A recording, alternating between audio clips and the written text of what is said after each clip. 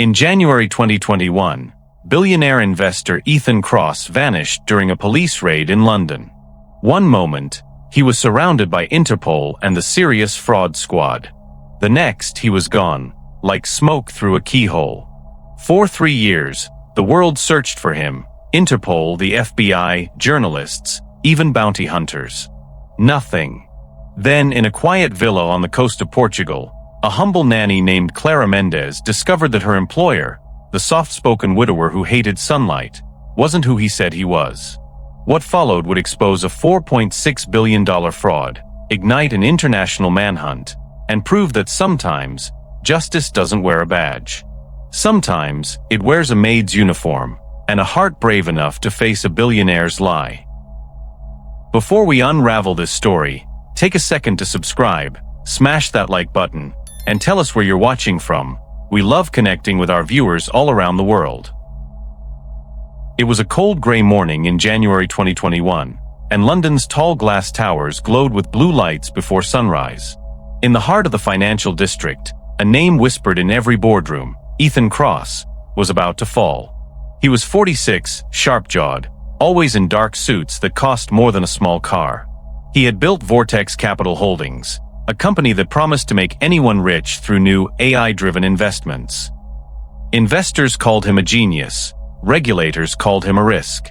That morning, detectives from the Metropolitan Police Serious Fraud Squad and agents from Interpol's London desk gathered outside his Kensington penthouse. They had a plan called Operation Cascade, the mission to arrest the man accused of stealing $4.6 billion from global investors. Officers moved quietly through the hallway, helmets gleaming under the dim light, unaware that their suspect already knew they were coming. When the heavy steel door burst open, the penthouse looked calm and perfect. Fresh coffee steamed on a marble counter, soft jazz played from hidden speakers, and the city stretched below in silver fog. But Ethan Cross was nowhere to be seen.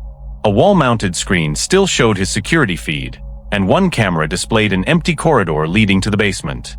Chief Inspector Daniel Hughes gave a quick order: search every room, every drawer. But all they found were scattered documents, 2 glasses of half-finished wine, and a laptop that had been wiped seconds earlier. In the corner of the living room, behind a painting of the Thames, one officer noticed a tiny gap. They pulled it aside and discovered a hidden elevator door. It led to a private tunnel descending beneath the building toward the river. Ethan had planned his escape down to the minute. The tunnel stretched for almost 200 meters, ending in a rusted maintenance hatch near the River Thames.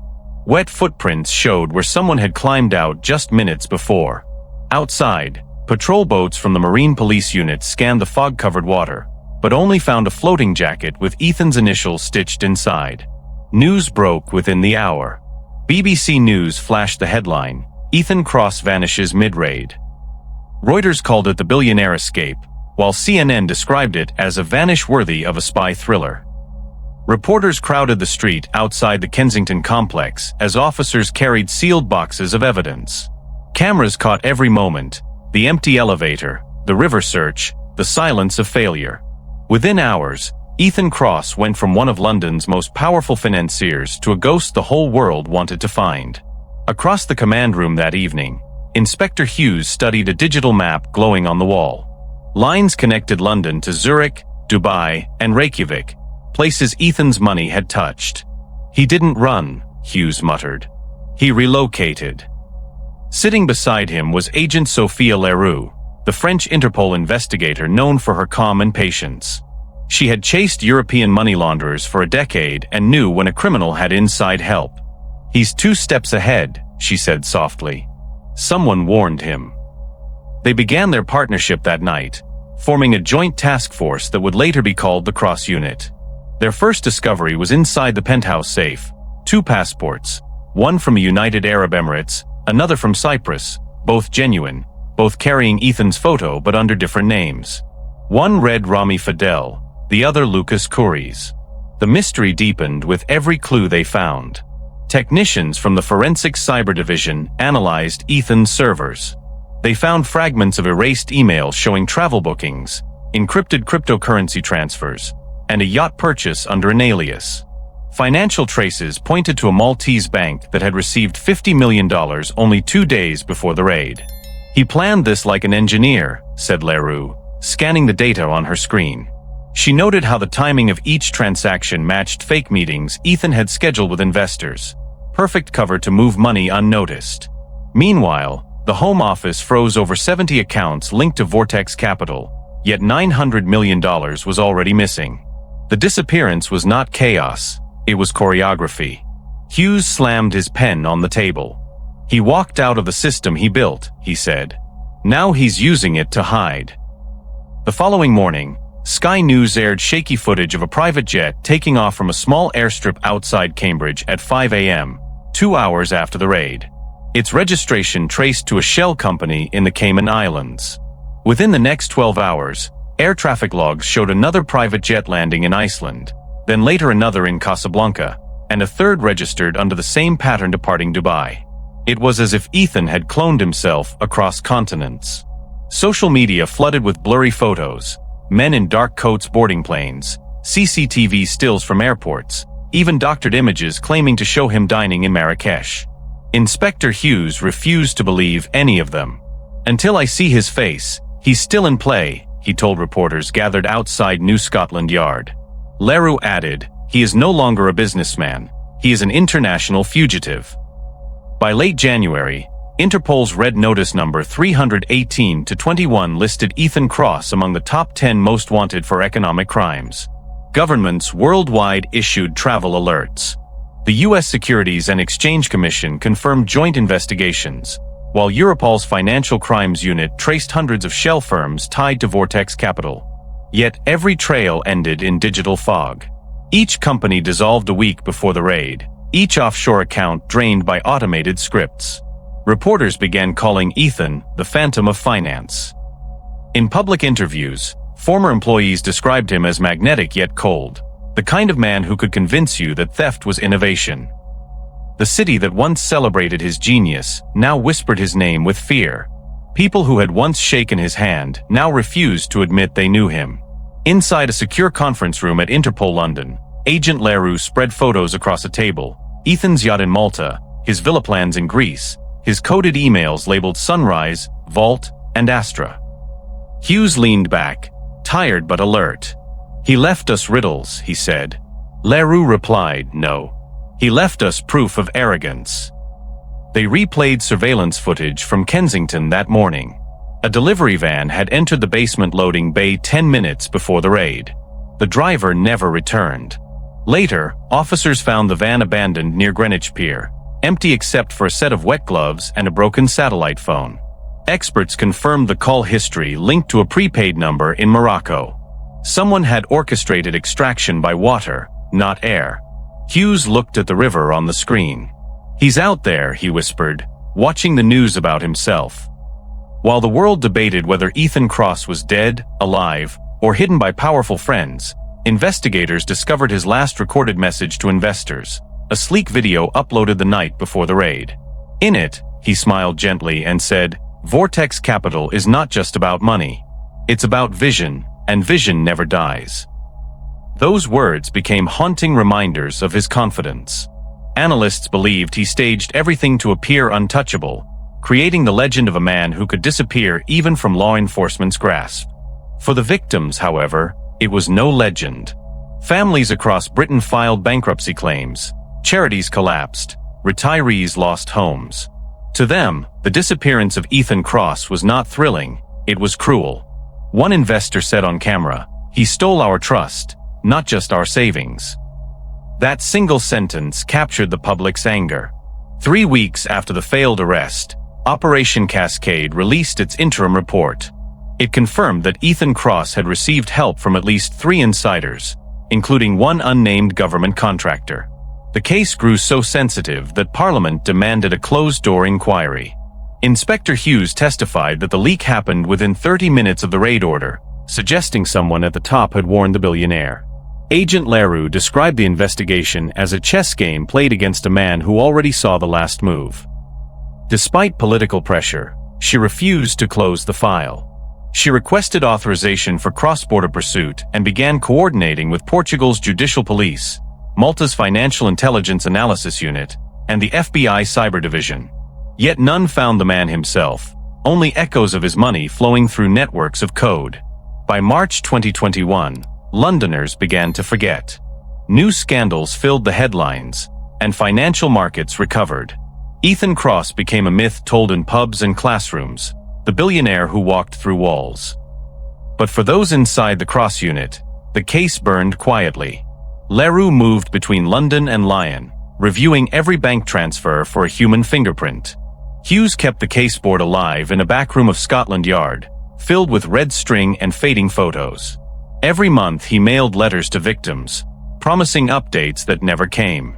Meanwhile, an anonymous account posted cryptic tweets showing photos of a yacht at sunset, captioned with one line, "Freedom is the highest interest." The username? @Dr. Leonard Price. Leroux saw it first. She stared at the screen and whispered, "He's mocking us."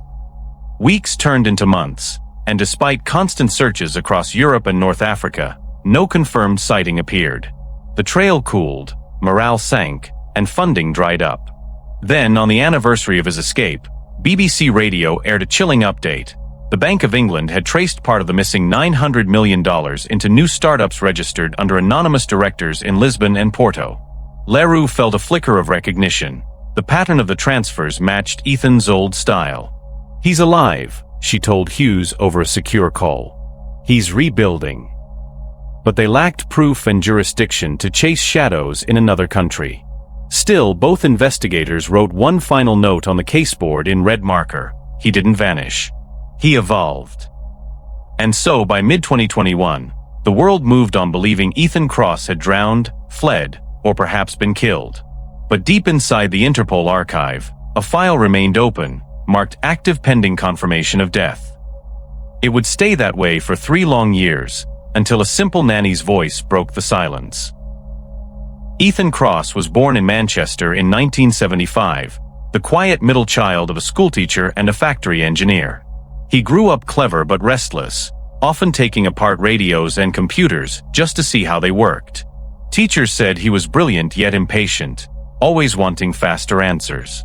After studying economics at the London School of Economics, he worked briefly for a trading firm where his sharp mind impressed older colleagues. But Ethan never liked being an employee. He wanted control, power, and recognition. In 2005, he launched Vortex Capital Holdings, promising to change how money moved around the world.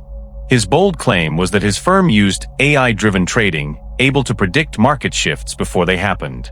Within a few short years, the media crowned him a financial prodigy, and investors from every continent lined up to be part of the revolution he claimed he had created. The early success of Vortex Capital seemed magical. Charts always rose, profits doubled every quarter, and Ethan's speeches made people believe technology could never fail. Behind the polished office walls in Canary Wharf, however, the truth was darker. There was no advanced AI, only simple trading software manipulated by staff to produce fake growth reports. Ethan knew most clients didn't understand finance, so he filled presentations with colorful animations and complex words like quantum analytics and predictive liquidity. It impressed anyone who heard him speak. Pensioners in the UK invested their retirement funds, Canadian tech founders placed millions hoping to double returns, and a Saudi energy fund poured in over $400 million to secure what they believed was exclusive access to the world's smartest algorithm. Ethan smiled, signed their contracts, and deposited every penny into offshore accounts he controlled alone. Reporters who met him described him as a mix between Steve Jobs and a con artist. He wore the same black turtlenecks, spoke softly, and loved to say things like, "Money is an emotion, not a number." His charm fooled not only investors but regulators, too. Financial magazines named him Innovator of the Year, and television hosts invited him to discuss the future of automation in banking. He could make anyone feel important. When elderly couples thanked him for securing their savings, he would place a gentle hand on their shoulder and say, "Trust the process." No one saw the coldness in his eyes afterward, the moment when the mask slipped and the smile faded. Ethan didn't love wealth. He loved the power of making people obey his ideas. Every deal was another proof that he could outsmart the world. By 2015, Vortex Capital had grown into a web of dozens of shell companies hidden across the globe. In Luxembourg, one company handled research. In Singapore, another processed data. In Panama, a quiet mailbox firm collected profits under fake charity names. The system was a maze designed, so even accountants couldn't see the full picture. If one branch collapsed, another survived. Ethan hired computer experts to move money between these firms every 6 hours, so no investigator could track a single flow before it vanished into encrypted wallets. His legal team included former regulators who knew the loopholes by heart. Everything about Vortex Capital was meant to look clean, yet it was built on lies, numbers written to please, documents forged to convince, and signatures stamped by assistants who never met the people they were approving deals for. Inside the company, only a few understood how deep the fraud ran. One of them was Henry Mullins, the senior compliance officer. Henry had been with Vortex since its early days, a loyal employee who believed Ethan was shaping the future. Over time, he realized the truth. He saw duplicate ledgers, fake audit reports, and secret transfers disguised as consulting fees. When he confronted Ethan, the billionaire smiled and offered him a promotion instead.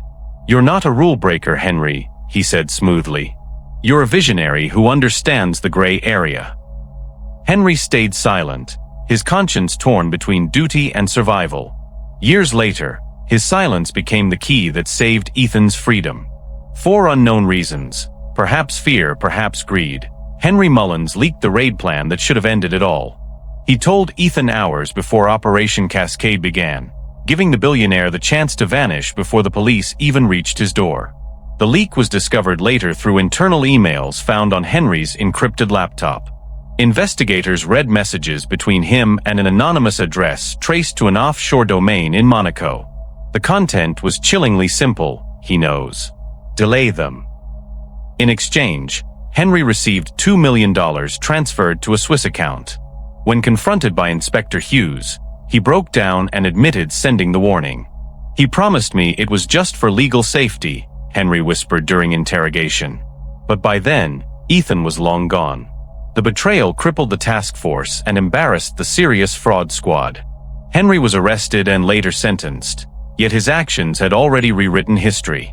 Ethan Cross escaped not because of luck, but because someone on the inside believed he could do no wrong. Even before the leak, Ethan had mastered digital manipulation. He used advanced software to impersonate regulators and government officials in phone calls with investors.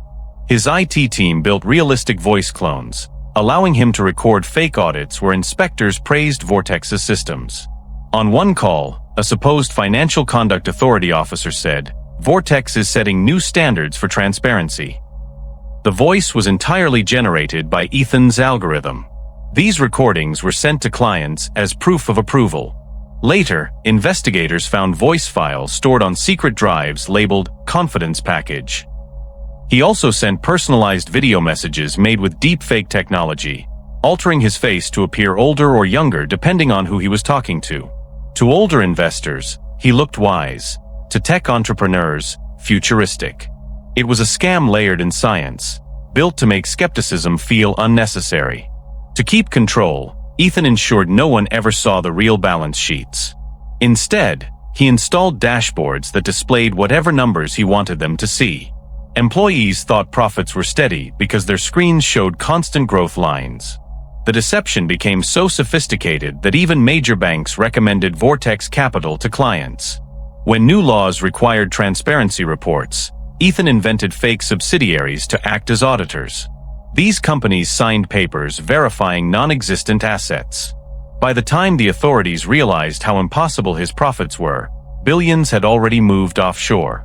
The fraud's elegance came from its complex simplicity. Everything looked too organized to question.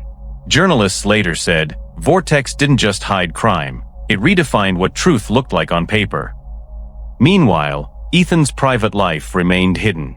He avoided social events, preferring quiet luxury behind closed villa gates. His staff rarely spoke to him directly. Most instructions came through encrypted apps. But he was planning something far greater than money laundering. Months before the arrest attempt, he quietly purchased a 60-foot yacht registered in Malta under the name the Astra. He used a proxy company owned by an elderly seaman who died shortly after the sale. Police later suspected poisoning but could never prove it. The yacht was fitted with high-frequency radio, satellite internet, and hidden storage for fuel and gold bars. Using a forged passport under the name Dr. Leonard Price, Ethan made secret trips between Valletta, Marseille, and Tangier, mapping escape routes. When he finally vanished from London, the Astra was already waiting off the coast of Portugal with a crew that knew nothing of his true identity. Each step of his disappearance had been rehearsed. He rehearsed disabling tracking devices, switching passports, and wiping digital footprints. The so-called spontaneous escape after the raid wasn't spontaneous at all. It was a blueprint executed with perfect timing. The hidden tunnel beneath his penthouse had been built a year earlier under the cover of basement renovations. The maintenance van found near Greenwich had been rented 3 months before. Even the fake traces, like the abandoned jacket in the Thames, were placed deliberately to confuse investigators. Inspector Hughes later told a press conference, "We weren't chasing a man. We were chasing a simulation he created." Agent Leroux agreed. In her report she wrote, "Every decision was made long before the raid. This was not an escape born of panic, but of precision." Back in London, the victims of his crimes began to realize the full weight of their losses. Pensioners received letters explaining that their accounts no longer existed. Startups in Toronto and Vancouver declared bankruptcy overnight. The Saudi Energy Fund filed lawsuits across 3 continents, but found nothing left to seize. Ethan's name disappeared from company boards and social networks, as if erased by design. The man who once held conferences in glass towers now existed only in whispers and empty bank statements. For regulators, it became the largest private sector fraud in British history. Yet what terrified investigators most wasn't the scale of the theft. It was how one man could rewrite his entire identity and leave the world believing it was fate. Months after the escape, new evidence arrived at Interpol London, a video from a shipping dock in Lisbon. It showed a man resembling Ethan boarding the Astra with a bearded crew member. The timestamp was hours after the raid. Hughes froze the frame, zoomed in on the figure's wrist, and saw a familiar watch, an engraved Rolex gifted to Ethan years earlier. It was him. But the trail ended there. The yacht's transponder went dark 30 miles off the coast. For weeks, search planes circled the Atlantic but found nothing. Officials declared the signal lost at sea, yet both Hughes and Leroux knew better. The escape had been too well-timed, too precise, too quiet. Ethan Cross had not vanished into chaos. He had vanished into a plan he wrote himself. By the beginning of 2022, the once relentless search for Ethan Cross had gone quiet. Months of failed leads and ocean searches had drained both money and morale. The official story released by the Metropolitan Police stated that Cross was presumed dead, his yacht, the Astra, believed to have sunk near the Canary Islands after satellite data showed debris floating in the area. News anchors repeated the same headline for days: "The billionaire who outran the world, lost at sea." On social media, people argued over what really happened. Some believed he had drowned. Others insisted he was alive and hiding in another country. The Cross Task Force, formed between Interpol and the Met Police, was quietly dissolved by March. Files were boxed, desks cleared, and the once buzzing command room in London stood dark and silent, as if the ghost of Ethan himself had switched off the lights and walked away laughing. For the victims, 2022 was not about justice. It was about survival. Thousands of families across Britain, Canada, and the Middle East were left with nothing but frozen accounts and broken promises. Among them was Martha Linton, a retired primary school teacher from Kent who had invested her entire pension into Vortex Capital. Every letter she wrote to the authorities returned with the same reply: funds unrecoverable. In an interview on ITV News, Martha sat in her small living room surrounded by unpaid bills, clutching the last photo of her old classroom. "I just wanted safety," she said softly. He looked like someone who could be trusted. Her eyes were tired but steady, the eyes of someone who still couldn't understand how a man so calm and polite could destroy so many lives with a smile. The broadcast ended with her whispering, "He took my peace, not just my money." Another voice that touched the public was Rajiv Deshmukh, a widower from Leicester who sold his house after losing everything in the scam. Rajiv had invested part of the inheritance left by his late wife, hoping to secure his daughter's university education. In a televised segment, he stood outside the empty property he once owned, the walls stripped bare, the for sale sign swaying in the wind. "Ethan Cross promised hope," Rajiv said bitterly. "He gave us shame instead." His voice cracked, and the camera panned to a letter he kept folded in his wallet, a thank you note from Ethan written years earlier. Across the UK, viewers wept and raged, signing petitions for the government to reopen the case. But Parliament moved on, declaring the investigation closed due to lack of evidence. Ethan Cross had vanished, and the world was learning how to forget him, one painful story at a time. As 2022 dragged on, the absence of answers created something new: conspiracies. Online forums became the meeting place for digital detectives who refused to believe Ethan was dead. On Reddit, a group called the Cross Files posted daily theories. Members compared old photos, traced yacht registries, and debated grainy images showing men in airports who resembled him.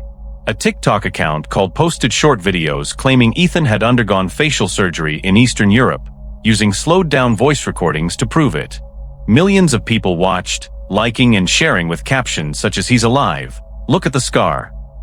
Some even traveled to coastal towns across Portugal, Morocco, and Greece searching for Dr. Leonard Price, a mysterious name that appeared in online rumors. None of it was confirmed, but it kept the legend alive. Ethan Cross was no longer just a man. He had become an internet ghost story. Meanwhile, inside a quiet office at Interpol's Lyon headquarters, Agent Sophia Leroux refused to let go. Though the official investigation had closed, she kept the file labeled #21CE019 locked in her private cabinet. Every week, she reviewed digital transactions flagged by banks across Europe, hoping one would lead back to Ethan. Her colleagues called it Leroux's obsession, but she didn't care. She remembered the night of the raid, the empty penthouse, the footprints in the tunnel, and how close they had come. "It's not over," she often whispered to herself while scrolling through encrypted logs long after everyone else had gone home. Her superiors had ordered her to move on to other cases, yet she continued quietly, filing updates under personal research. To her, the man's mind was still out there, alive, working, waiting, and she couldn't stand the thought that the world had already written him off as a ghost beneath the sea. By mid-2023, the story that had once shaken markets had turned into little more than a curiosity. Documentaries replayed his downfall. Podcasts debated his genius and guilt. Then, one ordinary afternoon in Lisbon, a Portuguese wine merchant named Luís Duarte reported something strange to local police. A man had visited his exclusive wine cellar, requesting several bottles of rare Chateau Margaux 1990, paying in crisp euros. He called himself Dr. Leonard Price, Luís told them. His accent was British, but his eyes, they were watchful, like someone measuring everything. Luís later saw an old photo of Ethan Cross online and froze. The resemblance was haunting. He filed a formal report, and police forwarded it to the Lisbon branch of Interpol. But within days, the message was dismissed as a false alarm. The entry in the log simply read, "No active warrant, subject presumed deceased." Luís never heard back again, but the story spread quietly among officers who still remembered the name. While governments ignored small leads, life continued elsewhere with calm regularity. On the southern coast of Portugal, in the Algarve region, a luxury property agency called Casa Elite Management began receiving unusual requests from a private client. The client's representative, a man using a French phone number, sought domestic staff for a secluded villa outside Lagos. The estate was described as private, secure, with minimal guest contact. The instructions were precise. The staff must not ask questions, must speak either Spanish or Portuguese, and must not own smartphones with cameras. Through an agency in Madrid, they recruited a small team, a cook, a groundskeeper, and one nanny. The job offer came with triple pay, immediate housing, and a confidentiality contract so strict it required a signature witnessed by a lawyer. The document simply said, "Employment under private household for a widower and his 2 children." No names, no details, just a promise of quiet work and good money. Among the applicants was Clara Mendez, a 32-year-old Spaniard from Seville, once a hospital nurse before the pandemic forced her out of work. Life had not been kind to her since. Her mother had fallen ill, her savings drained, and she needed income urgently. When the agency called offering the position in Portugal, Clara hesitated. A foreign household? No interviews, she asked. The recruiter smiled through the video call. The family values privacy. You will live comfortably and be treated with respect. Just sign the non-disclosure agreement. Desperation won over doubt. Within a week, Clara packed her small suitcase, kissed her mother goodbye, and boarded a train bound for Lisbon. She never guessed that the man who would greet her there was connected to one of Europe's most mysterious disappearances. All she knew was that she would care for 2 children in a sunlit villa by the sea. When Clara arrived at the Casa do Sol, House of the Sun, as locals called it, the beauty took her breath away. The estate sat on a hill above the ocean, surrounded by olive trees and high walls topped with cameras. The gates opened silently, revealing a white mansion with glass terraces reflecting the setting sun. A driver in uniform took her luggage while another guard collected her passport, explaining it was for security reasons. Inside, everything was spotless and quiet, like a hotel without guests. A woman named Ines, the house manager, led her to a small guest room on the 2nd floor and handed her a thick folder of rules. You may not use a phone inside the villa, Ines said kindly. No photography. Meals are served privately. The children's father values discretion. Clara nodded, uneasy but grateful for the work. At the end of the document, she signed her name and noticed a single line at the bottom, property owned by Dr. Leonard Price. That night, as Clara unpacked her belongings, she heard the faint laughter of 2 children from a distant room. The sound made her smile for the first time in months. She thought of how good it felt to work again, to have a bed, food, and peace. Yet something about the villa felt strange. The corridors were lined with locked doors. The windows had tinted glass that reflected instead of revealing. In the main hall hung a large painting of a man on a yacht, his face turned away. That must be the owner, she murmured. From the corner of her eye, she noticed a tall figure crossing the courtyard below, the widower she would soon serve. He moved with quiet confidence, his posture firm, his head slightly lowered. Though she couldn't see his face clearly, something about the way he walked made her chest tighten with unease, as if she had stepped into a story far bigger than she understood. Over the following days, Clara settled into her duties, feeding the children, organizing their lessons, walking with them by the garden. They were polite, gentle, and clearly adored their father. But the more she observed the household, the more unusual it seemed. Guards rotated weekly, and staff were forbidden from leaving the premises without written permission. Packages arrived at night through a private gate, and the man of the house always received them himself. He introduced himself briefly as Dr. Price, his voice calm, his accent polished but unplaceable. He never looked directly at Clara, always keeping a subtle distance. Yet when he smiled, it felt rehearsed, as if he had practiced being human for the benefit of others. Clara brushed off her discomfort, convincing herself that rich families had strange ways. But deep inside, a quiet instinct told her that Casa do Sol hid more than sunlight and secrets. It hid a man the world believed was long dead. As weeks turned into months, Clara adapted to her new life by the sea. She spent her mornings tutoring the children, her afternoons tending the garden, and her nights writing letters to her mother that she couldn't send. Though the salary was generous, the isolation was suffocating. Each day followed the same pattern: silence, routine, and the feeling of being watched. Once she walked past the office door while dusting and heard the faint echo of English voices from a video call. Technical words she didn't understand, but one phrase repeated, "Asset transfer complete." The man's tone was calm, confident, and cold. When she later asked the cook about their employer, the woman shrugged nervously. "He's kind," she said quickly, "but don't ask questions." That night, Clara lay awake in her small room, staring at the ceiling, unaware that her quiet curiosity would soon collide with the biggest secret in Europe. Outside the villa, the world had moved on, but Agent Leroux had not. She sat in her Lion office one evening, sipping black coffee, rewatching the Lisbon wine shop report she had once dismissed. "Dr. Leonard Price," she murmured, reading the name again. Something about it wouldn't leave her mind. She pulled the cross file from her drawer, flipping through photos until she stopped at one from Malta, Ethan standing beside the Astra, smiling under the sun. On the side of the yacht, almost hidden by reflection, she spotted a painted name, Astra, registered to Dr. L. Price. Her heart raced. "No one changes everything," she whispered. "They just change the name." She wrote a note to herself and underlined it twice, "Follow Portugal." But by then, months had already passed, and the man she sought was living comfortably behind the walls of Casa do Sol, his face reborn under a new name and a borrowed piece. The villa called Casa do Sol was beautiful, but its beauty felt like a prison dressed in sunshine. Tall white walls wrapped the property like arms that held too tightly, and black cameras perched on every corner turned with a quiet click each time Clara passed. Guards walked the perimeter day and night, their expressions flat, their movements exact. Even the air seemed still, heavy with silence. The man who owned it, Mr. Leonard Price, rarely appeared during the day. When he did, he moved quietly, almost floating, as though trained not to make sound.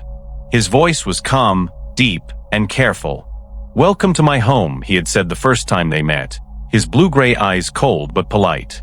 "I value order and peace here." Clara nodded, unsure why his presence made her heart beat faster, though he had done nothing wrong. Something about him felt rehearsed, as if every word had been tested before spoken. Working in Casa do Sol meant living by rules that no one dared question. No photographs were allowed inside the house. Even the children's birthdays were celebrated without cameras. Meals were served separately, with each staff member eating alone at precise times. Staff rotation was mandatory every 3 months, a policy explained as preventing attachment. Clara noticed that whenever a worker reached the final week of their term, they were quietly escorted out by a driver and replaced within a day. The cook, Ines, whispered once that the contracts were burned after each rotation, leaving no record of employment. When Clara asked why, Ines only shook her head. "Don't ask," she said softly. "He's a good man, but he values his privacy." The villa was always spotless, every door polished, every curtain perfectly drawn, as if chaos itself had been erased from existence.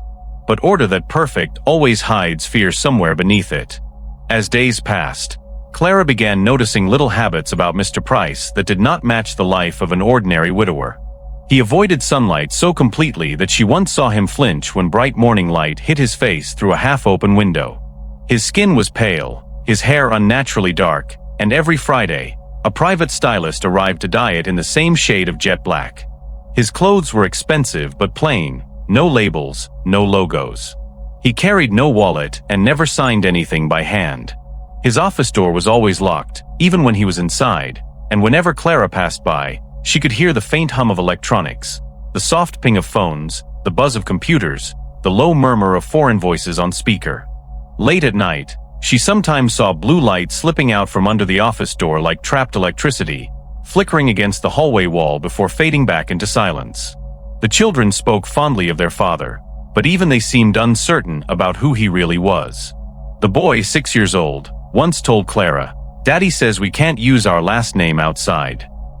When she asked what their last name was, he looked confused and said, "I think it's Price, or maybe Cross." Clara smiled politely, pretending it was a game, but her heart stumbled at the sound of the second name. Cross. She had heard that name before, maybe in a news report years ago. She brushed it off, telling herself that children mix things up all the time. Yet the slip stayed in her mind, a spark she couldn't forget. That night, as she tucked the children into bed, she heard the little girl whisper, "Good night, Ethan." The man standing in the doorway froze for just a second before replying gently, "Good night, sweetheart." His smile stayed soft, but his eyes darkened, like a shadow crossing the sun. The following morning, Clara's curiosity grew stronger than her fear. She told herself she only wanted to understand her employer better, but deep down, she wanted to know why the name Ethan made him so tense. While dusting the study that afternoon, she accidentally knocked over a picture frame sitting on a shelf. The glass cracked, and as she picked it up, she noticed a folded paper hidden behind the photo. She hesitated, glancing toward the door, then unfolded it carefully. Her breath caught. It was an old yellowed Financial Times article titled, "Ethan Cross, the AI visionary reshaping global finance. The face in the photo was almost identical to her employer's, same jawline, same faint scar near the chin. The only difference was the hair color and a hint of age. Clara dropped the paper as her hands began to tremble. For a long moment, she stood frozen, staring at the photo, the headline burning into her mind like a whisper from the past. She tried to reason with herself. Maybe the resemblance was just coincidence. Maybe Mr. Price had simply admired this man, whoever he was. But as she reached to put the frame back, she saw something else, a second clipping tucked behind the first. It was a printed Interpol bulletin with the words "Wanted for fraud, Ethan Cross, presumed dead." Clara's mouth went dry. Her pulse thundered in her ears as she looked around the office, realizing how many small details suddenly made sense. The secrecy, the security, the obsession with control. Slowly, she turned toward the mirror beside the desk and pictured his face again. The slight curve of the lips when he smiled, the way he avoided sunlight, the nervous habit of rubbing his right wrist where an old scar rested. She had seen that scar the day he reached to pat his son's shoulder. There was no mistake. Mr. Leonard Price was not who he claimed to be. He was Ethan Cross. Panic and disbelief fought inside her. She sat down on the edge of a chair, clutching the paper, breathing fast. The name Ethan Cross echoed in her memory like a bell from a faraway time. She remembered the news stories her mother used to watch, the British billionaire who stole billions and vanished during a police raid. She remembered his cold eyes on the screen, the calm confidence that made people trust him. And now, somehow, she was living under his roof, caring for his children, sharing meals in the house of a ghost the world believed was dead. For hours she didn't move, afraid to even blink, afraid that someone might walk in and see the discovery written across her face. When she finally placed the article back behind the photo, her hands shook so badly that the frame rattled. She whispered a small prayer under her breath. "Dios mío, what have I stepped into?" The next days felt like walking through a dream made of glass, everything sharp, fragile, and dangerous. Clara pretended nothing had changed, though every time Mr. Price spoke, she studied his face more closely. The scar, the posture, the voice, all identical to the man in the paper. Once, she caught him typing on a laptop, and for a second, the reflection in the screen showed him without his dyed hair, streaks of gray near his temples, the same pattern seen in the old photo. Fear kept her quiet, but her mind refused to rest. Each time she served breakfast, she thought of the victims she had seen crying on television years ago. Each time he smiled, she imagined the billions stolen behind that charm. And yet, despite everything, he treated her kindly, never raising his voice, never cruel. That made it worse. The monster she had discovered wore the mask of a gentle man. At night, Clara would lie awake replaying possibilities. Should she confront him? Should she leave quietly? Or should she tell someone? Every choice felt dangerous. If she accused him falsely, she could lose her job, or worse, disappear like the others before her. But if she stayed silent, she would become part of the secret. Finally, she decided to write a letter to her childhood friend Maria in Madrid, someone she trusted completely. Using the estate stationery, she wrote in careful handwriting, "Maria, I need to know how to contact Interpol anonymously. There is something urgent. Please do not mention my name to anyone." She sealed it in an envelope and handed it to one of the delivery drivers leaving for Spain, pretending it contained medicine for her mother. "Please, it's personal," she said softly. The driver nodded and placed it with the other outgoing packages. As the van rolled away, Clara's heart pounded like she had just confessed a crime. The following evening, she finished reading to the children and walked past the study again. The door was slightly open.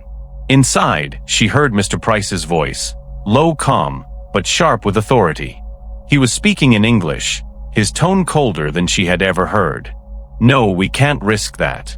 If anyone asks, I died in 2021. Do you understand?" He paused, listening to the person on the other end. "Yes, the nanny is quiet. She won't be a problem. Keep the accounts moving." Clara froze behind the wall, every muscle in her body locked in fear. Her mind screamed to run, but her legs refused to move. She could feel her heartbeat echoing in her chest like drums. When she finally stepped away, Her knees nearly gave out. That night, lying in the dark, she stared at the ceiling, realizing the truth that now owned her life. Ethan Cross was alive, and she was the only person in the world who knew it. Sleep refused to come. Every sound in the villa made her flinch. The creak of pipes, the distant footsteps of guards, the soft hum of cameras. She imagined his cold eyes watching through the surveillance system, reading her thoughts. She knew she couldn't stay much longer, but leaving without a plan was suicide. If he suspected her, she would vanish like dust. Yet, deep inside, she also knew something greater than fear, the spark of responsibility. She had stumbled upon the secret that thousands had prayed to uncover, the truth that could bring justice to people like Martha Linton and Rajiv Deshmukh. Her letter to Maria was already on its way, and with it, the first ripple in a storm about to awaken. As the wind howled outside Casa do Sol, Clara whispered to herself, "I can't let him win again." She didn't know it yet, but the world was about to change because of her courage. The days after Clara overheard that chilling phone call felt like walking through a storm she couldn't see. Every smile, every sound, every step inside Casa do Sol carried hidden danger. She moved carefully, pretending everything was normal while her heart pounded with fear.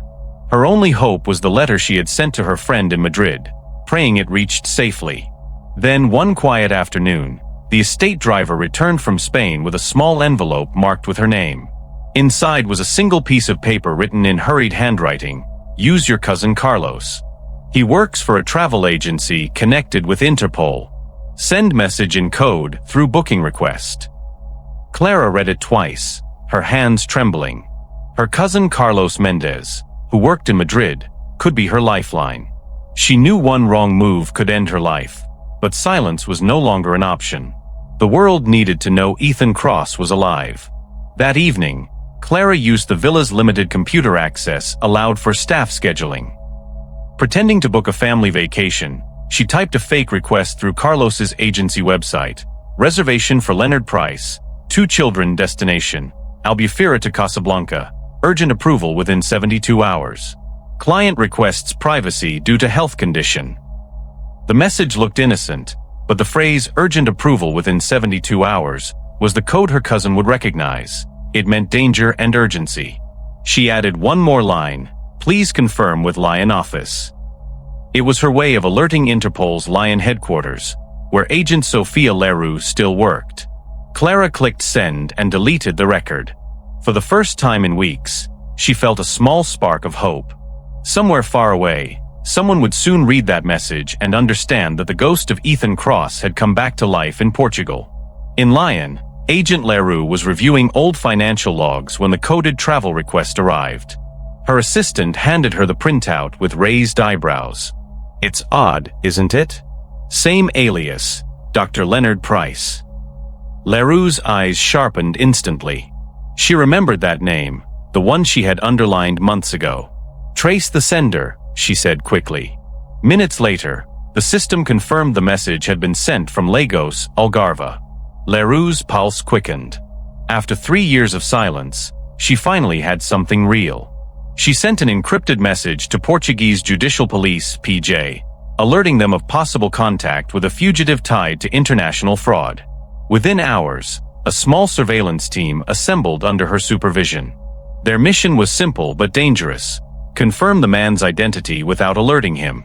Leroux whispered to herself as she reviewed the map on the screen, "Clara, whoever you are, hold on. We're coming." The chase had quietly begun again. By the next morning, a maintenance worker named Miguel Torres arrived at Casa do Sol. He wore a faded uniform and carried a toolbox filled not only with wrenches but a micro camera hidden inside a screwdriver handle. His job was to inspect the property's water system, but his real task came from the PJ, acting on Leroux's instructions. Clara recognized the nervousness behind his polite smile and realized who he was. When their eyes met, he gave a small nod. Later, while she handed him a glass of water, she whispered under her breath, "You found him, didn't you?" Miguel barely moved his lips. "Not yet, but we will." That moment gave her courage. For the first time since discovering the truth, she wasn't alone. Someone on the outside knew, and they were watching. She returned to her duties with steady hands, unaware that danger was already closing in faster than she imagined. Ethan Cross, still living under his false name, sensed the shift before anyone spoke it aloud. He noticed that the guards whispered more often, the staff avoided eye contact, and Clara's calm presence had grown quieter than usual. His instincts, sharpened by years of manipulation and survival, told him something was wrong. One evening, he called for Ines, the cook, and said coldly, "I don't like uncertainty. Replace the staff." The next day, half the household was dismissed without explanation. Miguel was escorted off the property, but not before he transmitted several brief recordings from his hidden camera. Ethan's face, his voice, and the scar beneath his chin. It was enough. Interpol Lion received the footage that night, and Agent Leroux confirmed it with one look.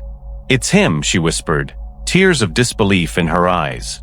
"After all these years, it's him." She ordered immediate coordination with the Portuguese federal unit to prepare an arrest warrant. Inside Casa do Sol, fear returned stronger than ever. The sudden firings made everyone tense, and Clara knew the situation was growing dangerous.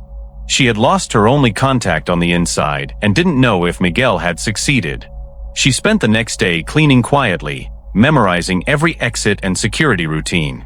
That night, while washing dishes, she saw something that made her freeze. A small strand of Ethan's hair had fallen on the countertop beside his coffee cup. It was short, black, and freshly dyed, but she could see a gray root at the tip. Without thinking, she picked it up with a tissue and placed it inside a tiny silver locket she always wore. If she survived long enough to escape, this hair could serve as DNA proof.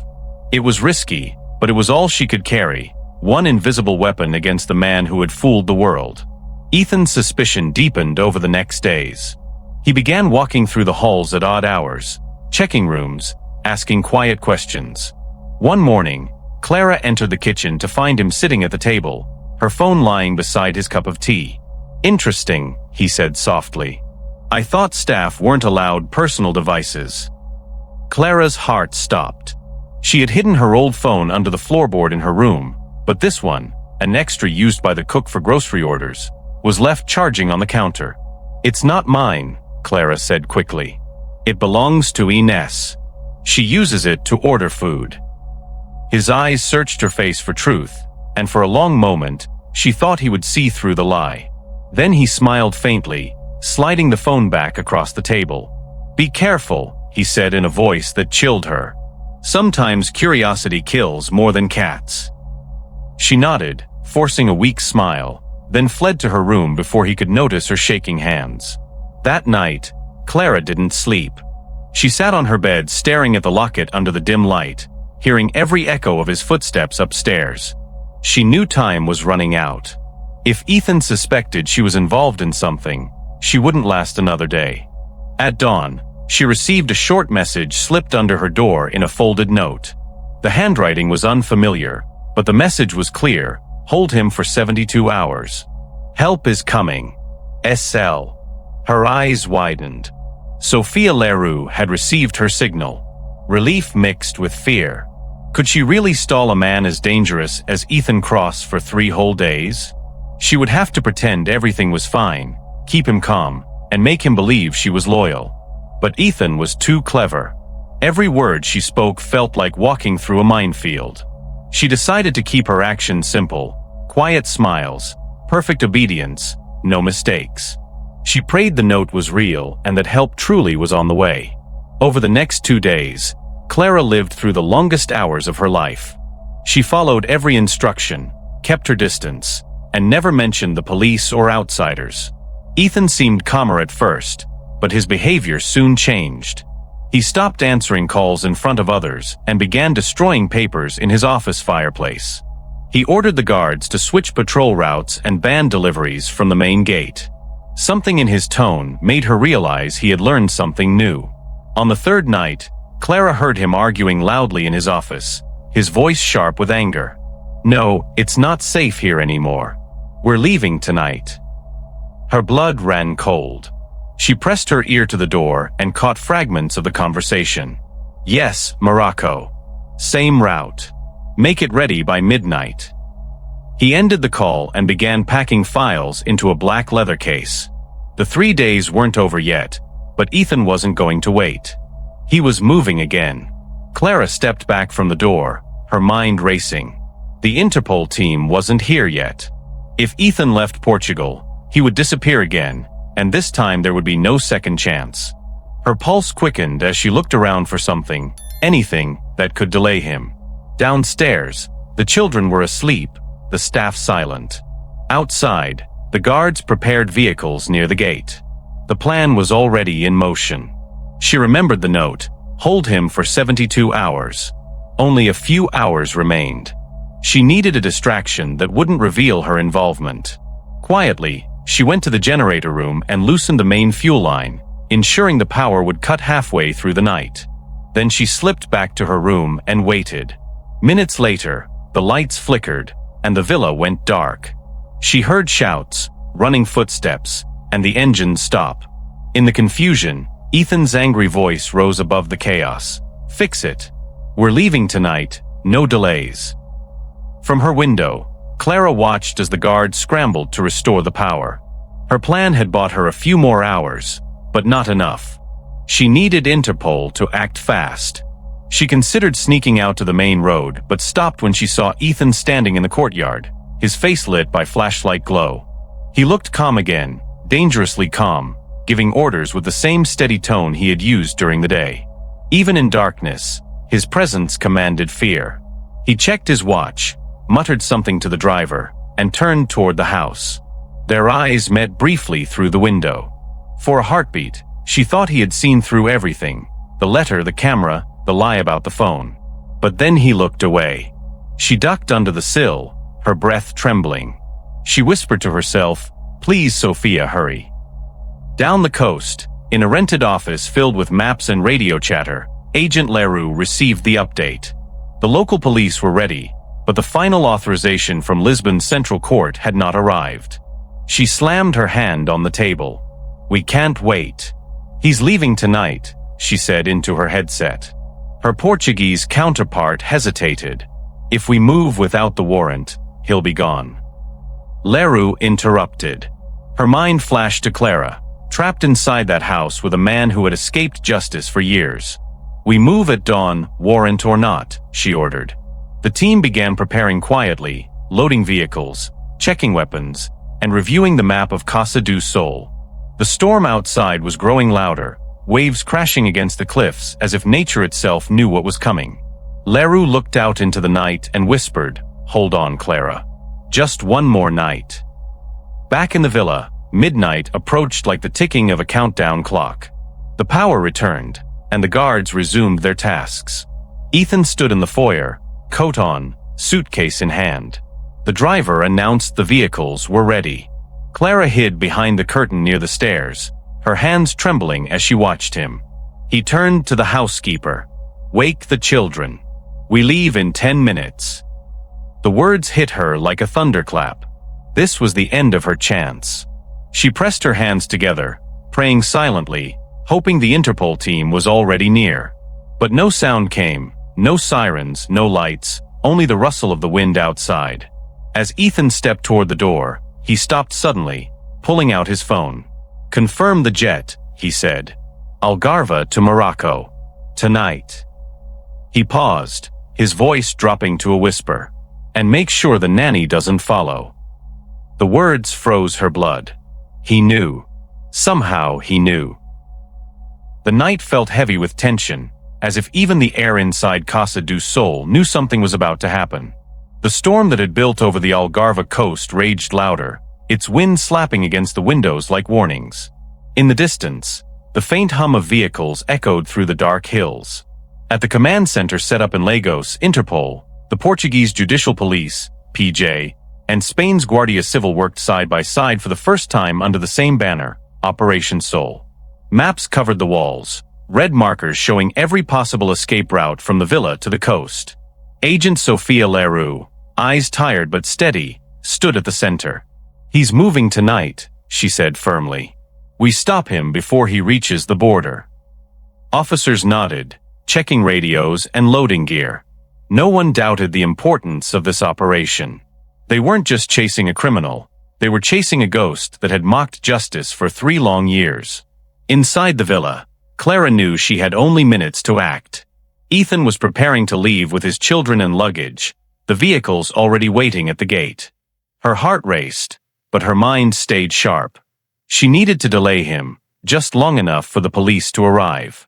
Rushing upstairs, she found the children still in their nightclothes. "You must stay in bed," she whispered quickly. "Don't get up, no matter what." Then she hurried back downstairs and called out, "Mr. Price, please wait. The children, they're not well." Ethan turned sharply, suspicion flickering in his eyes. "What do you mean not well?" he asked. Clara forced a trembling voice. "They have fever. The little one is shaking." Ethan frowned, glancing toward the staircase. For a moment, his fatherly instinct overpowered his escape plan. "I'll check them," he said curtly. She exhaled quietly, knowing she had just bought precious time. A forensic officer approached with a sealed kit and swabbed Ethan's cheek. Within minutes, the portable DNA scanner beeped green. "Positive match," the technician confirmed. "Ethan Cross, identity verified." Cheers erupted through the radios. After 3 years of deception, the world finally had proof. Leroux exhaled deeply, her shoulders relaxing for the first time in years. "It's over," she murmured, though part of her new stories like his never truly ended. They just paused.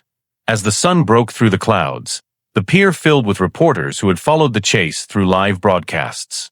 Cameras flashed wildly, microphones stretched forward, voices shouting questions. Is it really him? How did he survive? What happens to the children? Officers shielded them as Ethan was led into a black armored van. He didn't resist, didn't speak. He only turned his head slightly toward the horizon where the ocean met the sky. It was the same sea that had hidden him once, now exposing him to the world. Behind him, Clara stood beside Agent Leroux, watching the van drive away. The storm had passed, but her body still trembled. "You were brave," Leroux told her quietly. "You finished what we started." Clara shook her head. "No," she said softly. "He finished himself." The agent nodded in agreement. Pride, fear, and relief mixed in the salty air, the echo of justice finally louder than the sound of waves. The convoy left the harbor under heavy escort, carrying the man who had once fooled nations and vanished into myth. For the first time since 2021, the name Ethan Cross appeared again on every news channel, but this time beneath the headline captured. Around the world, victims wept in front of their televisions. Martha Linton in Kent clutched her hands and whispered, "Thank you." Rajiv Deshmukh turned off the screen and finally smiled. In London, the serious fraud squad reopened their files, preparing for trial. And in Lyon, Interpol staff stood in silence as Leroux's message flashed across their internal system. Target secured. Operation Soul successful. The hunt that had begun with a failed arrest ended with a quiet victory born of patience, courage, and the unlikeliest hero, a nanny who refused to look away. As dawn spread across the sea, Casa du Sol stood empty once more, its walls echoing with the final words of the man who once ruled deception. "Took you 3 years, didn't it?" The sky above Lisbon Airport was gray when the private jet touched down on the runway reserved for state transfers. Rain slid down the aircraft's body like tears. Inside, Ethan Cross sat between 2 armed officers, his hands cuffed in front of him. He looked calm, even elegant in his gray prison uniform, as if traveling for business rather than being sent to face justice. Across from him sat Agent Sophia Leroux, silent, her eyes fixed on him with quiet anger. "You still believe I'll talk?" he asked softly. She didn't reply. Outside, cameras flashed through the windows, capturing the moment that ended one of the longest international manhunts in Europe's history. Under heavy guard, the convoy left for Lisbon Central Prison, where he would stay overnight before extradition. The next morning, escorted by British and Portuguese officers, Ethan Cross boarded another jet bound for London. The world was already waiting. When the plane landed at RAF Northolt, security was overwhelming. Convoys of police cars surrounded the runway, and officers from the Metropolitan Police's Serious Fraud Office stood ready beside Interpol liaisons. The moment the door opened, Flashbulbs erupted across the tarmac. Reporters shouted his name, but Ethan kept his eyes down, a faint smirk still playing on his lips. "Welcome home, Mr. Cross," said Chief Inspector Daniel Hughes, who had led the original 2021 raid. "Took us a while." Ethan looked at him and replied smoothly, "You should have tried harder." He was placed in a bulletproof van and driven straight to Southwark Crown Court, where prosecutors had spent months preparing a case strong enough to hold against one of the cleverest con men the world had ever known. Outside, hundreds gathered, former investors, journalists, and onlookers, waiting to see the face of a man once believed dead rise again, only this time to fall. The trial of Ethan Cross v. The Crown began on a cold Monday morning, and within minutes, it became one of the most watched courtroom events in modern British history. Television networks streamed it live. International media from BBC, CNN, Reuters, and Al Jazeera occupied every seat allowed by the court. The room itself was tense, air heavy with the ghosts of ruined lives. Ethan sat behind the glass dock, his posture calm, his eyes detached. The prosecution opened with a simple statement: "This is not just a case of theft. It is a story of greed without limit, deception without mercy, and arrogance without end." Across the courtroom sat Clara Mendez, her hands trembling as she clutched a notebook. She wasn't there for fame, she was there for closure. Every flash of camera, every whisper of his name reminded her of the fear she had lived under, but also of the courage that had freed her from it. Over the next weeks, the Crown Prosecution Service presented evidence that spanned 17 countries, from Luxembourg to Singapore, Canada to Saudi Arabia. Bank statements, voice logs, and digital files painted a web so vast it shocked even financial experts. "These are the shells he used," said forensic accountant Martin Blake, pointing at a diagram of corporate connections. Hundreds of offshore accounts linked back to one controlling source, Ethan Cross. The court gasped when they saw the recovered footage from Casa do Sol, the secret camera recordings captured by Miguel Torres. There was Ethan's face, unmasked, speaking to his guards, discussing coded transfers, and even mentioning the yacht used in his 2021 escape.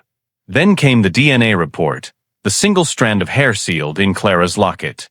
It matched perfectly with his Interpol file. "He hid behind masks and money," the prosecutor said, "but even a single hair carried the truth he could not bury." When Clara took the stand, the room fell silent. Her voice was soft but steady. "I didn't plan to be a hero," she said.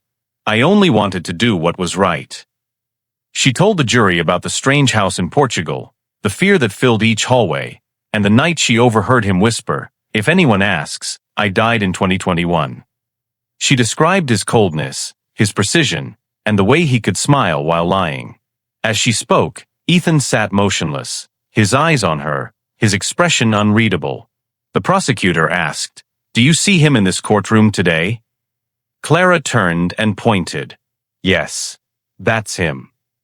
Her hand shook slightly, but her gaze did not waver. The cameras captured that moment, the ordinary nanny facing the billionaire who had once ruled financial empires.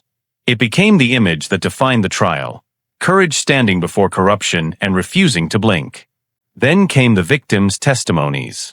A retired teacher, Martha Linton, wept as she described losing her pension to his false investment scheme. "He promised safety," she said, her voice cracking. "I believed him because he spoke like someone who cared." A widower, Rajiv Deshmukh, spoke next. "My wife died believing we'd have a better life. He stole that from us."